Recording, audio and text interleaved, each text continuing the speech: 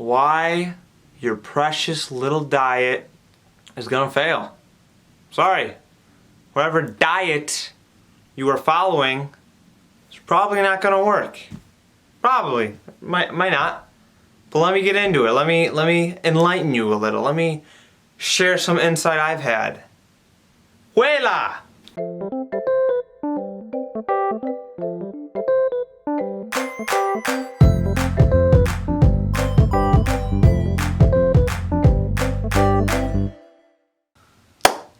Ciao ragazzi. What's up, guys?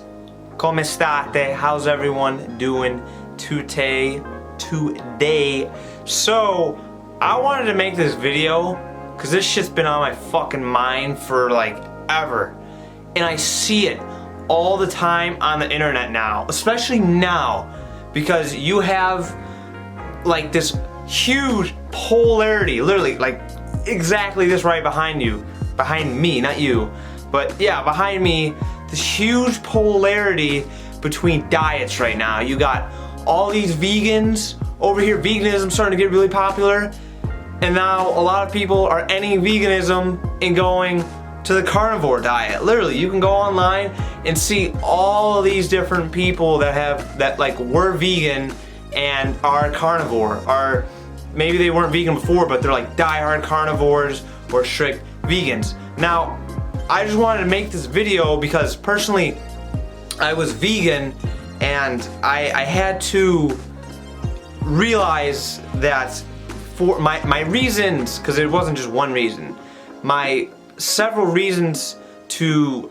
be vegan were ultimately not in, they were, I guess, life affirmative, meaning they were to try and better my life and those around me, but I wasn't looking at the whole side of the story. Now, I don't even want to get into that, but I want to, you know, kind of make, let's just fucking play this out simple. Just a diet in a sense. Pretty much you can have, I'm gonna reference it, this is from Paul Chek's Primal Pattern Dieting. If you guys want to look into that, I'll leave a link below. Paul Chek's the man. Like, there's actually logic with what he does, like logic and spiritual logic in it too. You have two sides of the coin. You have foods that are plant foods in a sense, and those are generally made up of carbohydrates. And then there's foods that come from animal products, which is fats and proteins. Now you can find some carbs in the animal side, such as if you count honey as an animal product, the sugar from lactose, that is a carbohydrate. And then also you can find fats in the plants. You got avocados, olives, those two are the main ones that come to mind, but that's just simple. But what you need to understand is that there will never be one size fits all, because everyone has their own genetic individual needs. And you can actually get this tested out now with science. You could do your 23andMe data, plug that in, or what would probably be a little more accurate is like DNA Fit. I know Ben Greenfield advocates for that, but yeah, you can do that as well. And there's also, different considerations with what your goals are, microbiome health, all this different stuff. That's like the science of it, but let me get into the spirituality of it, because really, science is just spirituality in the third dimension, if you really think about it. Now, I pulled up Google just to give you a quick definition of science via Google, the Google definition, and Google says that science is the intellectual and practical activity encompassing the systematic study of the structure and behavior of the physical and natural world through observation and experiment. What I personally want to highlight there is the systematic study of the structure and behavior of the physical and natural world. So right here, again, through observation and experiment. So what we're focusing on here is the physical and natural world, and pretty much, I guess, the laws of it, discovering the laws and how things work in this 3D. But what you have to understand is that there's also other higher dimensions, fourth, fifth, etc., that have an impact of what's going on the third dimension. So we can use science as a gauge to help us, learn more about, I guess, the spirituality of the third dimension, but it would be ignorant not to look at it higher and understand from the spiritual perspective, humans are humans are capable of higher consciousness capabilities of thinking and processing life. Although we are third dimensional beings, our consciousness is capable of higher. Some people say, they go into numbers like fourth and fifth consciousness and everything, but pretty much the difference between humans and all these other animals is our consciousness and our level of awareness. We have the gift of having our huge intellect and memory capabilities. However, many of us do not know how to gauge it, because as Sadhguru says, we are victim of our intellect, like our compulsivity, the way our compulsive nature is, we don't know how to manage it, so we become victims of our intellect and our memory. The basics of this is that we live in a world of polarity, yin, yang. Essentially, there will always be two sides of the coin. We live in duality, masculine, feminine. The reason for this is so we can experience opposites, right, wrong, good, bad, up, down, in, out. These polar opposites allow, our souls, our consciousness to experience and have this duality aspect in our lives that we couldn't have the same magnitude if we were living on higher dimensions. This is what a lot of people like Aaron Dowdy, Victor Odo, Ryan Cropper are, they talk about, is essentially that they're higher dimensional. And also Aditya Jai Kumar from me boy My Seven Chakras podcast. Go check that shit out. I fucking love it. But anyhow, yeah,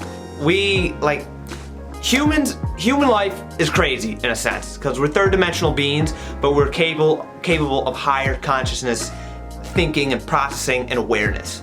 So relating that back to diet is that because there's always going to be these two sides of this coin, this right and wrong, or yes, no, there will never be one size fits all diet, because there's always one side of the other coin. You can cherry pick any fucking scientific journal or bullshit you find online now to support whatever diet. For example, we got all the fucking keto guys going crazy now. The keto diet's everything, this and that. The ketones, super anti-inflammatory, reduce aging, fucking clear up fatty liver, insulin sensitivity, all this shit. But, with all that being in mind, you would think that the Eskimos, the Inuits that pretty much eat a ketogenic diet would always be in ketosis, right?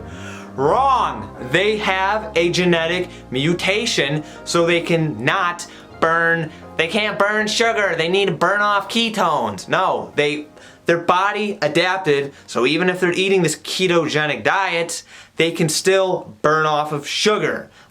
I'm not saying don't do the ketogenic diet. All these diets are they're protocols. They're not something that you treat as a religion or dogma and you strictly adhere to. You have to literally use them as protocols, because what might be right at one moment could be wrong in the other moment. One's man food can be another man's poison. That's why you have to go into the research your body, mind, and soul gives you. Let's say skin. Is your skin breaking out? Are you getting a bunch of pimples? I, for one, haven't fully cleared my acne. I still got some scarring and everything. So that's how I know I'm not fully on the diet that, based off my body's research that I found. Check your shit. No one fucking checks their shit. It's ridiculous. That's another thing no one in the United States does. They fucking sit on the toilet, they drop their deuce, and they have their fucking automatic flusher so they don't have to look at their shit. Fucking look at your shit.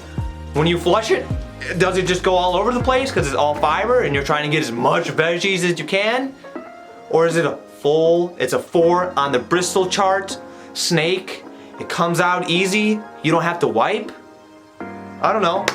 But no one's talking about that. They're just gonna say strictly adhere to this diet. Connecting that to my last point, people follow diets because they lack the conscious awareness and connection to their body and the signals it's giving them.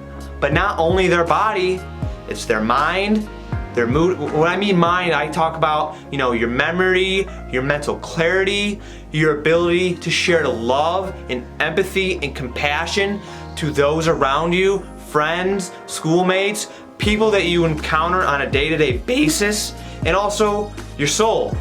Are you able to tap into your intuition? Are you still dreaming? Can you still astral project? Are you capable of these things? I'm personally not there yet, it's not consistent with astral projection and lucid dreaming and intuition, but I use that as a gauge because that is the human potential. That is what humans are capable of, these higher conscious abilities. Now listen, that was probably a lot to take in. I'm still learning. I'm not saying it's perfect, like I'm perfect at this and everything, I have all this figured out. I certainly don't, because it's an ongoing learning process, just like life. But I've experienced and I've become aware of all these different things. And that's essentially why I'm making these videos, to help increase our awareness about these things. Health and wellness in particular, that's what I'm very passionate about. But there's many forms of health and wellness. You have the physical, the mental, emotional, and the spiritual, baby. I got that bad boy right there, the polarity, the masculine, feminine, yang, yin.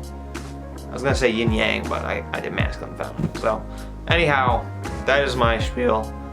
I went on a rant. I'm gonna title this like rant about diets, I think. I don't know what I'm gonna title it yet. But yeah, I'm liking talking to this camera.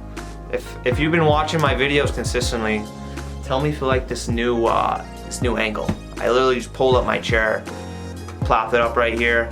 I was like, I'm gonna shoot here. Fuck it, let's do it. But yeah, that's my rant. You'll never find one diet that will work for you all the time. What you need to do is listen to your mind, body, soul, and the research you get while eating certain foods and whatnot. So pretty much, moral of the story, do the scientific method on yourself. Don't be biased. That's it. That being said, todos. Vuela!